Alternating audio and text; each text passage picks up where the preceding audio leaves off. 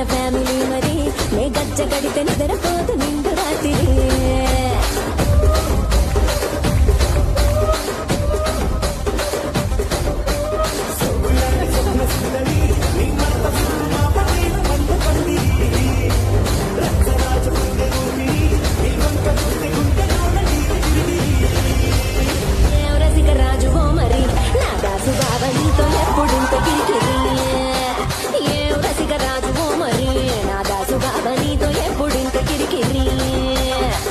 కుర్చీని మాట్లాడబెట్టి